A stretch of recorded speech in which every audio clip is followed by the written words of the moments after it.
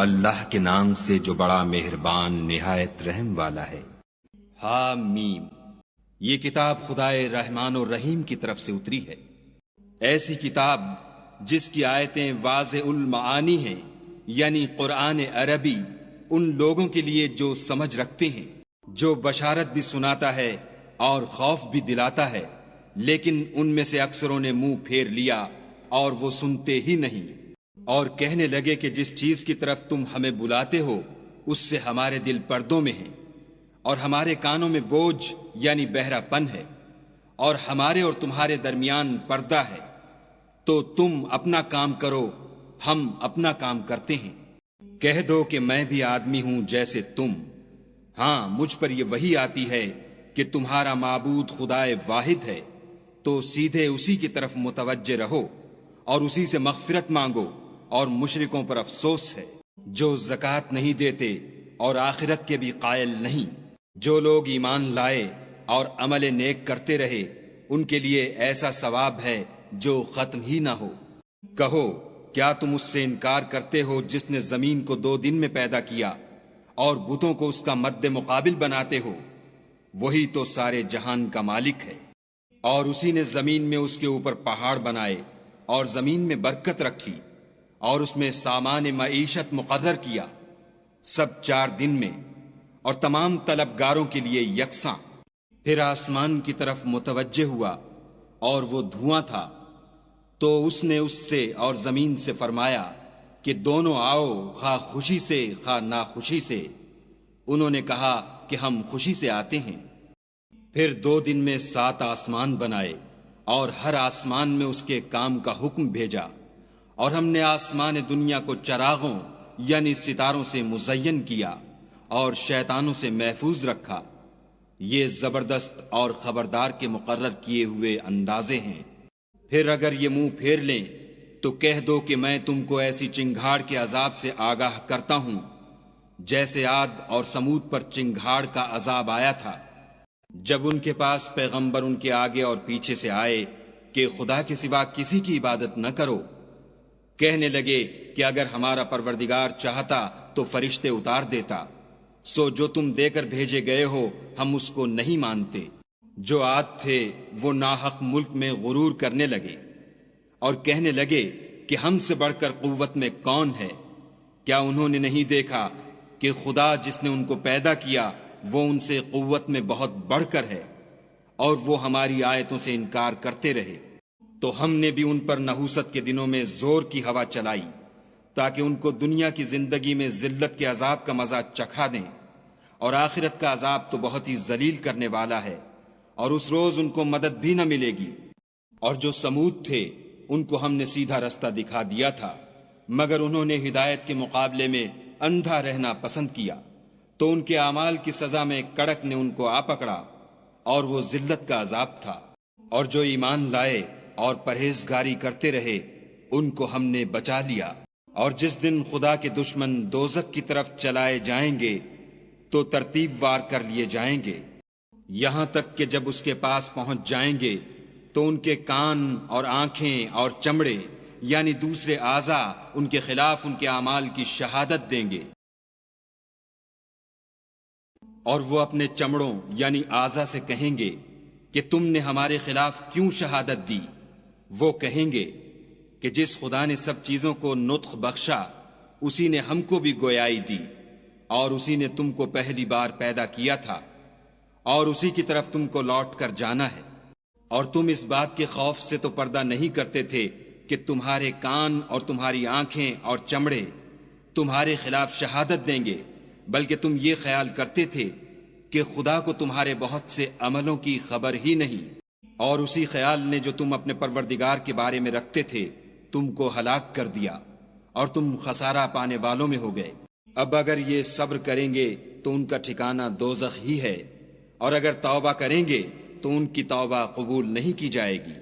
اور ہم نے شیطانوں کو ان کا ہم نشین مقرر کر دیا تھا، تو انہوں نے ان کے اگلے اور پچھلے اعمال ان کو عمدہ کر دکھائے تھے، اور جنات اور انسانوں کی جماعتیں جو ان سے پہلے گزر چکیں ان پر بھی خدا کے عذاب کا وعدہ پورا ہو گیا، بے شک یہ نقصان اٹھانے والے ہیں۔ اور کافر کہنے لگے کہ اس قرآن کو سنا ہی نہ کرو اور جب پڑھنے لگیں تو شور مچا دیا کرو تاکہ تم غالب رہو۔ سو ہم بھی کافروں کو سخت عذاب کے مزے چکھائیں گے اور ان کے برے عملوں کی جو وہ کرتے تھے سزا دیں گے۔ یہ خدا کے دشمنوں کا بدلہ ہے، یعنی دوزخ، ان کے لیے اسی میں ہمیشہ کا گھر ہے۔ یہ اس کی سزا ہے کہ ہماری آیتوں سے انکار کرتے تھے۔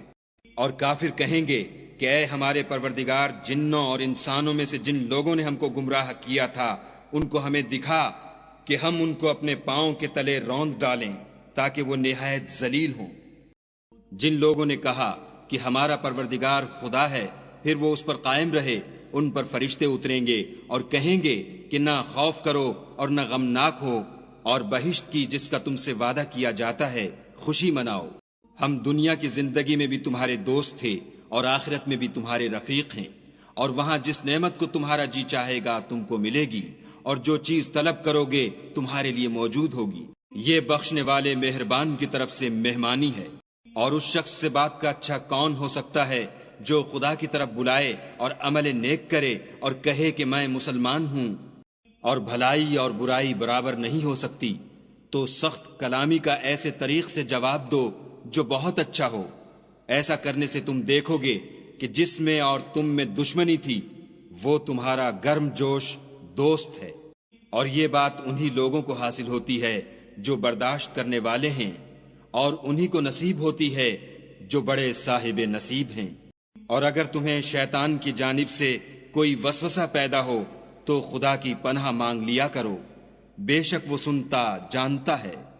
اور رات اور دن اور سورج اور چاند اس کی نشانیوں میں سے ہیں۔ تم لوگ نہ تو سورج کو سجدہ کرو اور نہ چاند کو، بلکہ خدا ہی کو سجدہ کرو جس نے ان چیزوں کو پیدا کیا ہے، اگر تم کو اس کی عبادت منظور ہے۔ اگر یہ لوگ سرکشی کریں تو خدا کو بھی ان کی پرواہ نہیں۔ جو فرشتے تمہارے پروردگار کے پاس ہیں وہ رات دن اس کی تسبیح کرتے رہتے ہیں اور کبھی تھکتے ہی نہیں۔ اور اے بندے، یہ اسی کی قدرت کے نمونے ہیں کہ تو زمین کو دبی ہوئی یعنی خشک دیکھتا ہے، جب ہم اس پر پانی برسا دیتے ہیں تو شاداب ہو جاتی اور پھولنے لگتی ہے۔ تو جس نے زمین کو زندہ کیا وہی مردوں کو زندہ کرنے والا ہے، بے شک وہ ہر چیز پر قادر ہے۔ جو لوگ ہماری آیتوں میں کجراہی کرتے ہیں وہ ہم سے پوشیدہ نہیں ہیں۔ بھلا جو شخص دوزخ میں ڈالا جائے وہ بہتر ہے یا وہ جو قیامت کے دن امن و امان سے آئے؟ تو خیر، جو چاہو سو کر لو، جو کچھ تم کرتے ہو وہ اس کو دیکھ رہا ہے۔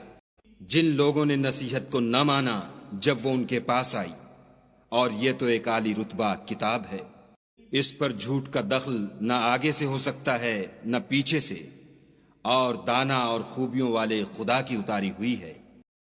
تم سے وہی باتیں کہی جاتی ہیں جو تم سے پہلے اور پیغمبروں سے کہی گئی تھیں۔ بے شک تمہارا پروردگار بخش دینے والا بھی ہے اور عذاب علیم دینے والا بھی ہے۔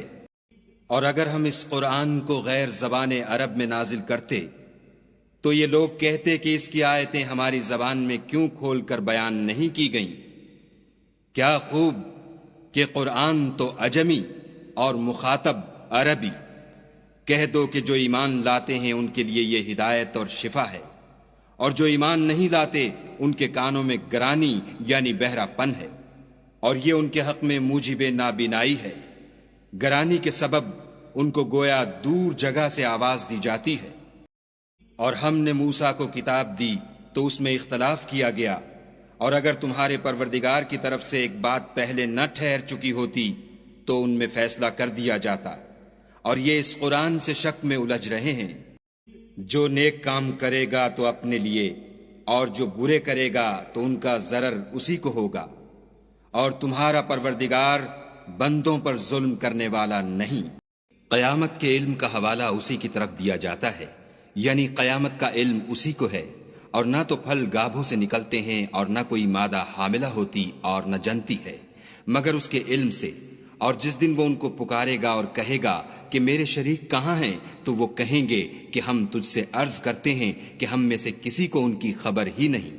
اور جن کو پہلے وہ خدا کے سوا پکارا کرتے تھے سب ان سے غائب ہو جائیں گے، اور وہ یقین کر لیں گے کہ ان کے لیے مخلصی نہیں۔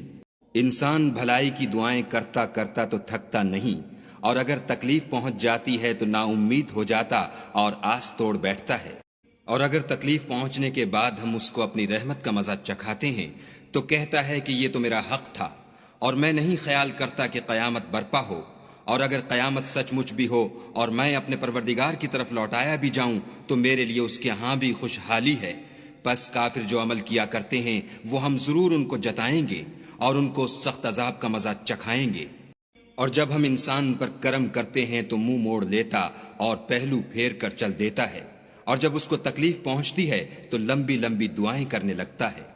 کہو کہ بھلا دیکھو تو اگر یہ قرآن خدا کی طرف سے ہو پھر تم اس سے انکار کرو تو اس سے بڑھ کر کون گمراہ ہے جو حق کی پرلے درجے کی مخالفت میں ہو۔ ہم ان قریب ان کو اطراف عالم میں بھی اور خود ان کی ذات میں بھی اپنی نشانیاں دکھائیں گے، یہاں تک کہ ان پر ظاہر ہو جائے گا کہ قرآن حق ہے۔ کیا تم کو یہ کافی نہیں کہ تمہارا پروردگار ہر چیز سے خبردار ہے؟ دیکھو یہ اپنے پروردگار کے روبرو حاضر ہونے سے شک میں ہیں، سن رکھو کہ وہ ہر چیز پر احاطہ کیے ہوئے ہے۔